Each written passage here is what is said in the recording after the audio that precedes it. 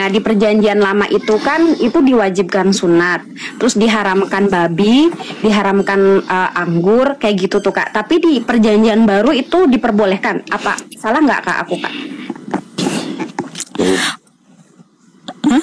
Oke. Boleh, saya jawab ya? Oh, silakan, boleh. Bang Jack. Jadi gini, Yesus pernah ngomong, siapa yang meniadakan hukum Taurat akan ditaruh di tempat yang paling bawah paling rendah di dalam kerajaan Allah, dalam sorga ya. Lalu, tapi apakah itu bertolak belakang dengan kata-kata yang lain bahwa Yesus bilang, bukan yang masuk ke mulut yang menajiskan, tapi yang keluar dari mulut yang menajiskan. Nah, sejak saat itu semua makanan dinyatakan halal. Nah, adik mesti tahu dulu, hukum Taurat di dalam Israel itu ada 3 macam. Hukum seremoni, hukum moral, sama hukum sipil. Apa itu hukum seremoni? Hukum seremoni itu berhubungan sama yang tadi, salah satunya itu makan babi, nggak boleh. Lalu ibadah mesti seperti apa, mesti ada korban bakaran segala macam gitu kan ya. Paham ya Dek? Sama situ ya Dek? Lalu hukum moral itu 10 perintah Allah. Jangan mencuri, jangan membunuh, hormati orang tuamu dan lain sebagainya. 10 perintah Allah ya Dek? Iya. Pahamin dulu ya. Iya. Lalu yang ketiga itu hukum sipil, itu biasanya hukum perang dan lain sebagainya itu. Ya. Nah, yang Yesus maksud, hukum moral ini tetap berlaku, 10 perintah Allah ini.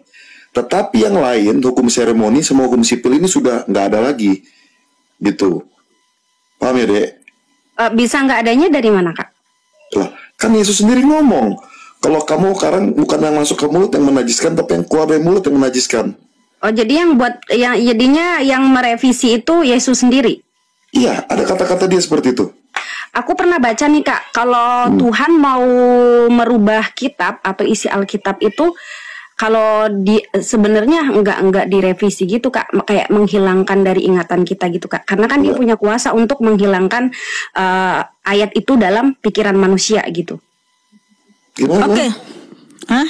Maksud aku, jadi kalau Tuhan merevisi ayat itu, maksud aku, jadi nggak pakai perjanjian lama, nggak pakai perjanjian baru. Jadi kayak kalau Tuhan mau merevisi Injil misalnya, itu dia bisa menghilangkan ayat yang tadinya boleh atau tidak boleh dalam pikiran kita gitu Kak. Jadi bukan ada perjanjian baru atau perjanjian lama gitu, enggak. Dek, bukan masalah revisi Dek. Tapi kamu mesti tahu bahwa aturan-aturan itu juga ada masanya. Contohnya misalnya gini, ketika Tuhan Yesus melarang murid-murid jangan pergi ke sana untuk menginjil, ngerti gak? Itu sama halnya, bukan berarti Injil itu tidak boleh diberitakan ke tempat lain. Ngerti gak maksudnya Dek? Contohnya gini Dek, adik misalnya punya anak nih, kecil satu ya. Nah, kamu jangan main ke jalan. Bukan berarti itu berlaku untuk selama-lamanya, gak boleh bermain di jalan. Paham gak sudah? Kenapa? Karena belum waktunya. Nanti kalau kamu udah sekolah, Dek, kamu nanti pergi sendiri. Nah, jalan tuh boleh gak? Boleh. Nah, itu yang saya maksud. Ketika peraturan itu, di mana di Alkitab dikatakan sesuatu, itu kita mesti lidikin. Kenapa gak boleh? Apakah selamanya gak boleh? Gitu loh.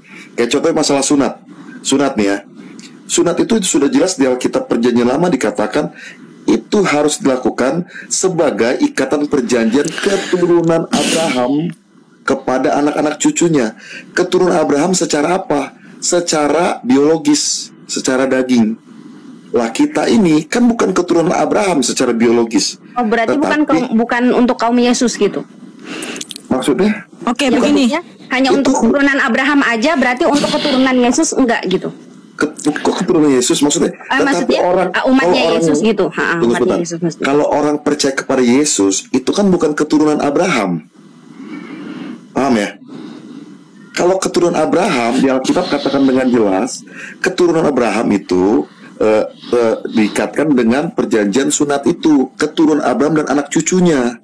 Tetapi kita ini di luar orang keturunan Abraham, itu bukan keturunan Abraham. Kita cuma orang percaya kepada Yesus. Oke, saya tambahkan sedikit ya. Jadi gini Gamis, Jaira, kenapa orang Kristen memakan makanan yang diharamkan di Imamat 11? Sebenarnya di situ bukan hanya babi yang haram ya, tapi ada unta, kelinci, pelanduk, babi, ikan yang tidak bersisik, Pokoknya segala ikan yang tidak bersisik itu tidak boleh dimakan. Ya, tikus, belalang, dan ada beberapa jenis burung yang tidak boleh dimakan. Nah, kenapa ini diharamkan di zaman Perjanjian Lama?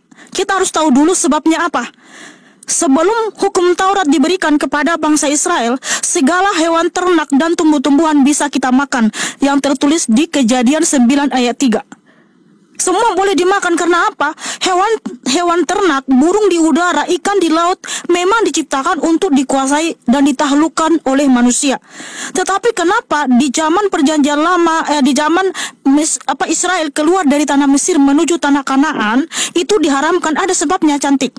Tuhan Yesus memberikan hukum Taurat pasti ada sebabnya, bukan asal memberikan, ya. Nah, kenapa makanan ini haram? Kita harus tahu dulu. Alasannya apa? Itu untuk membedakan yang najis dengan yang tahir. Hukum Taurat itu hanya diberikan kepada bangsa Israel.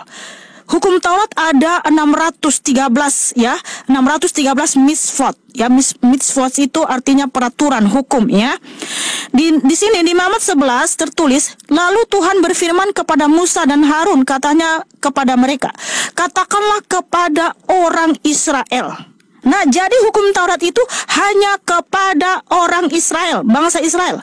Inilah yang membedakan bangsa Israel dengan bangsa lain. Di mana bangsa lain itu tidak berikan hukum Taurat, makanya bangsa Israel itu adalah bangsa pilihan. Nah, pada waktu bangsa Israel menuju tanah Kanaan, mereka itu berzina secara rohani di hadapan Tuhan. Berzina rohani artinya mereka menyembah ilah-ilah lain, dewa-dewa lain. Dimana kalau kita baca di Bilangan 25 ayat 1 dan 2, saya baca dulu, ya. Nah, sementara Israel tinggal di Sitim, mulailah bangsa itu berzina dengan perempuan-perempuan Moab. Perempuan-perempuan ini mengajak bangsa itu ke korban sembelihan bagi Allah mereka, lalu bangsa itu turut makan dari korban itu dan menyembah Allah orang-orang itu. Nah, karena Israel berpasangan dengan Baal Peor, bangkitlah murka Tuhan terhadap Israel. Untuk menghindari bangsa Israel dari perzinahan rohani dengan cara memakan makanan yang haram itu tadi, maka Tuhan Yesus melarang mereka untuk makan itu. Ya, supaya mereka enggak menikah, mereka juga dilarang menikah dengan bangsa lain, ya. Karena apa? Bangsa lain itu mengajak orang Israel makan makanan yang tadi dan dipersembahkan kepada dewa-dewa Baal, kepada Allah-Allah mereka. Nah, Tuhan Yesus melarang mereka jangan makan itu, untuk menghindari perzinahan rohani dan menyembah dewa-dewa asing. Nah, itu alasannya yang membedakan tahir dengan najis. Karena bangsa Israel itu adalah bangsa yang tahir, karena dari bangsa Israel akan datang Mesias. Jadi harus dijaga, gitu, ya. Nah, itu alasannya. Makanya ketika Tuhan Yesus datang menggenapi semua hukum Taurat itu, sehingga hukum Taurat dibatalkan. Nah, apa yang dibatalkan? Bukan hukum Taurat itu dihilangkan, nggak boleh lagi kita baca, tapi perseteruannya. Tembok pemisah. Tadi kan saya sudah jelaskan bahwa bangsa pilihan itu adalah bangsa Israel. Bangsa lain itu adalah bangsa Goim atau bangsa kafir. Nah, setelah Tuhan Yesus datang, dia telah membatalkan atau tembok pemisah, di mana darah Kristus telah menyatukan kita semua bangsa, sehingga bangsa pilihan itu bukan lagi bangsa Israel, tapi semua bangsa di dunia ini yang percaya kepada Tuhan Yesus. Kalau kita baca di Efesus 2, ya, di ayat 11 sampai 15. Karena itu, Kak, boleh tanya dulu nggak, Kak? Ya. Berarti yang perjanjian lama itu Taurat, Kak, bukan? Perjanjian Lama itu terdiri dari kitab Pentateuk, yaitu kitab Taurat, ya, kitab Kejadian, Keluaran, Imamat, Bilangan, Ulangan. Ada juga kitab Mazmur, kitab Kidung Agung, kitab Amsal atau kitab Hikmat, kitab Pengkhotbah, kitab Nabi-Nabi besar dan Nabi-Nabi kecil. Perjanjian Lama itu. Iya, karena memang semua itu menuliskan tentang Tuhan Yesus. Oh, aku kira itu dalam Kristen tuh kitabnya cuma satu, Injil aja. Kayak maksudnya kayak kita kan Islam kitabnya cuma satu, Al-Qur'an gitu. Itu yang perkataan dari Allah langsung gitu kan. Jadi ya, kita kitabnya satu juga, Kakak, itu, ya. Oh. Begini, Alkitab itu kan terdiri dari 66 kitab. Sama seperti kitab saudara kan, saudari. Al-Qur'an itu ada surat An-Nas sampai Al-Fatihah sampai An-Nas, ya, betul, ya? Kitab, ada berapa surah? Surat, ya. Nah, kayak seperti itulah, Kak, gitu. Ya, walaupun disebut Al-Qur'an tapi di dalamnya ada beberapa surah, betul, ya? Iya. Betul nggak? Surat nama-nama. Dari Al-Fatihah sampai An-Nas gitu kan. Nah, Alkitab itu terdiri dari 66 kitab gitu, ya. Dan semua itu Kejadian sampai Wahyu menuliskan tentang Tuhan Yesus Itu tidak ada tidak ada menyimpang atau membicarakan yang lain, tidak. Semua itu menuliskan tentang Tuhan Yesus. Makanya kitabnya tetap kitab Injil gitu Kak maksudnya. Kitab Injil itu adalah Matius, Markus, Lukas, Yohanes. Kenapa disebut Injil? Nama-nama ayatnya gitu ya Kak ya. Ya, nama-nama kitab itu. Kenapa disebut Injil? Karena Injil itu kan Allah itu sendiri yang datang ke dunia menjadi manusia yang disebut anak Allah, yaitu di Markus 1 ayat 2. Markus 1 ayat 1 sampai 2 ya. Itulah Injil. Ntar dulu Kak, kalau aku kan kitabnya cuma satu gitu Kak. Jadi itu dirangkum menjadi satu gitu. Ini kalau Kakak berarti kitabnya beda-beda gitu. Ya enggak beda-beda, semua begini. Kejadian sampai Wahyu itu semua menuliskan tentang Tuhan Yesus. Gini. Perjanjian lama itu dari Kejadian ya sampai apa Malaki ya? Kejadian sampai Maleakhi itu perjanjian lama, disebut tahun sebelum lama. Masehi. Tapi Tahun sebelum Injil apa Taurat Kak?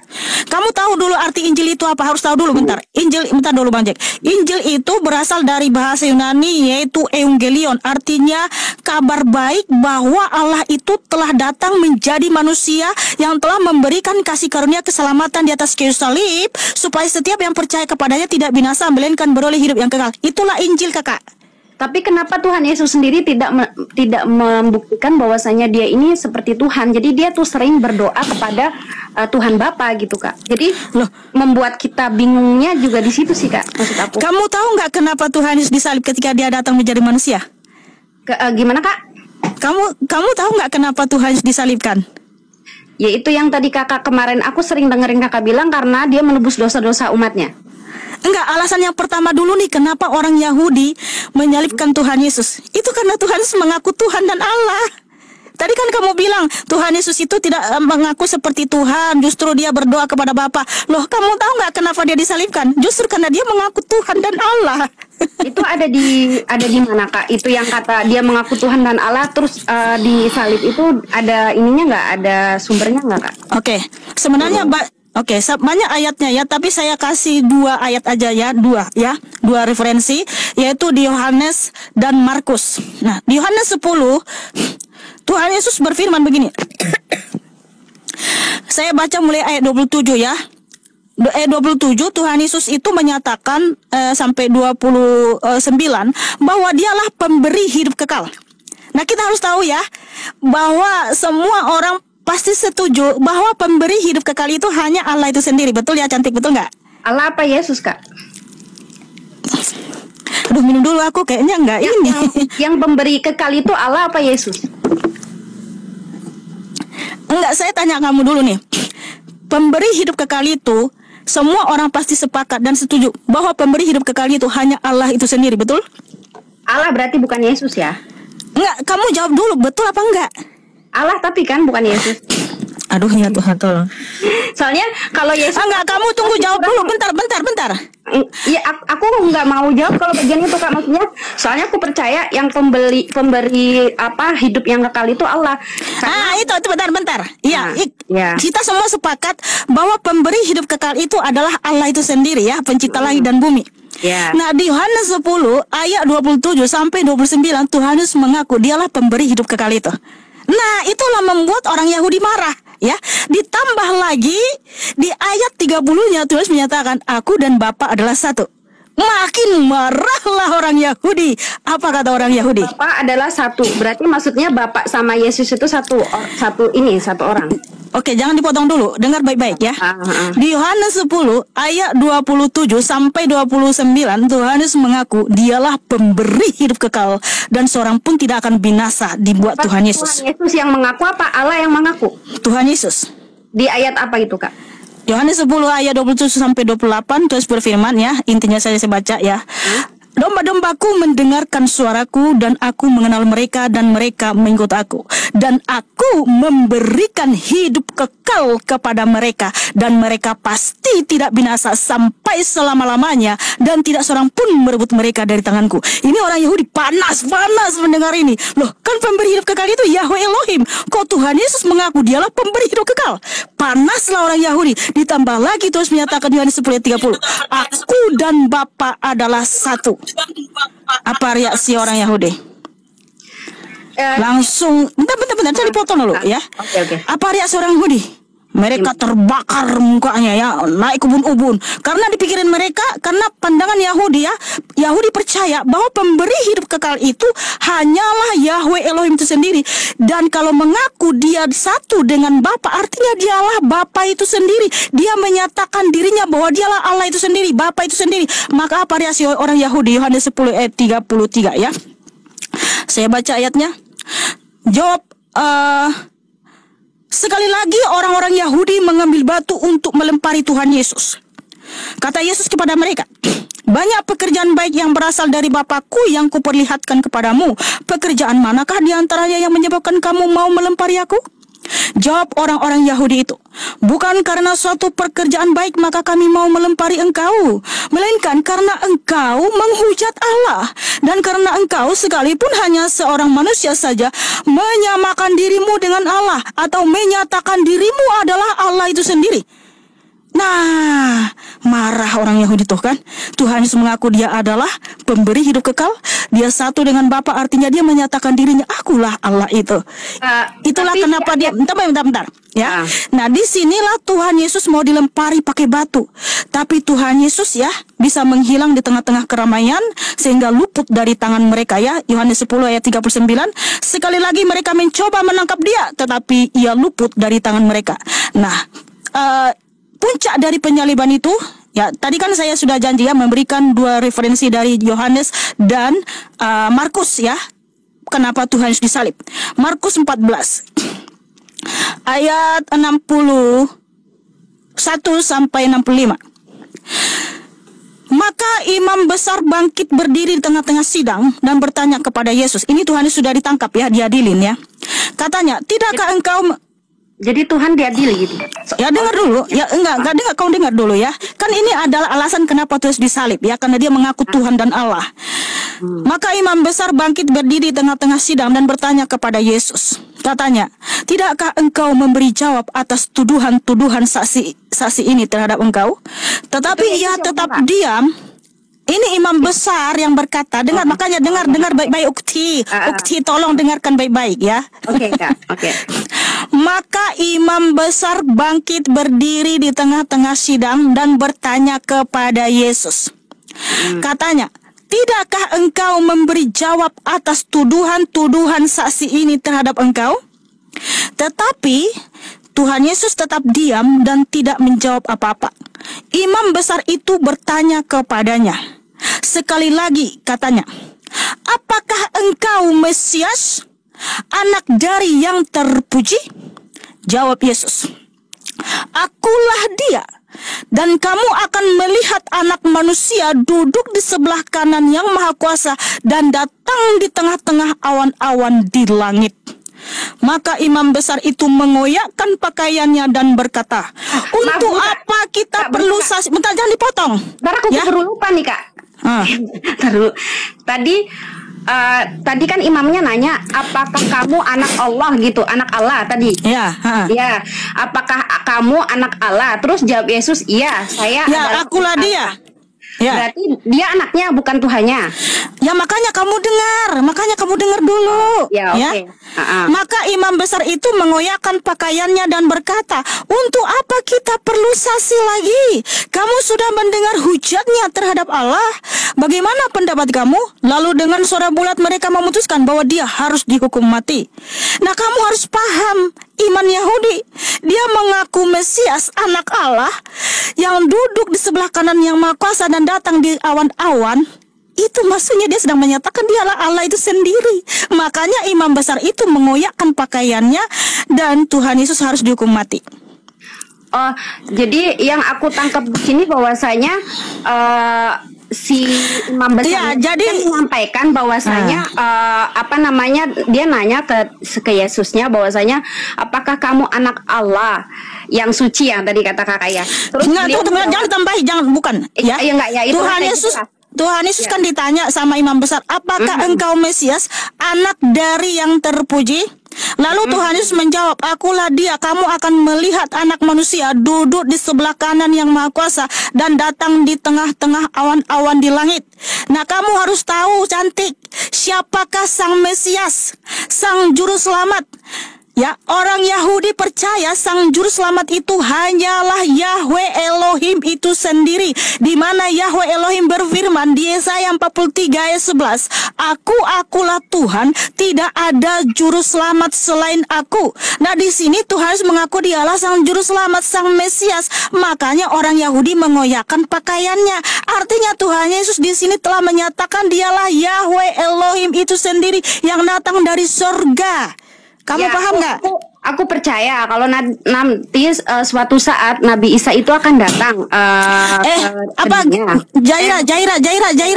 Iya, Jaira, iya, ini Kak. bukan Nabi Isa. Nabi Iya, Isa iya. itu bukan Oke, Tuhan oke. Yesus. Enggak, Oke. tunggu, kamu paham nggak sih? Kamu paham nggak dulu? Ya, oke, aku paham. Aku dulu, Kak. Kamu paham nggak kalau Tuhan Yesus itu dia mengaku Tuhan dan Allah di sini? Kamu sudah paham? Ya, oke. Aku di sini belum ketemu antara Tuhan Yesus mengaku pas disalib ya, Kak ya. Pas disalib aku belum ketemu Tuhan Yesus mengaku bahwasanya dia adalah Allah. Karena Nah, ini yang dia mengaku ini.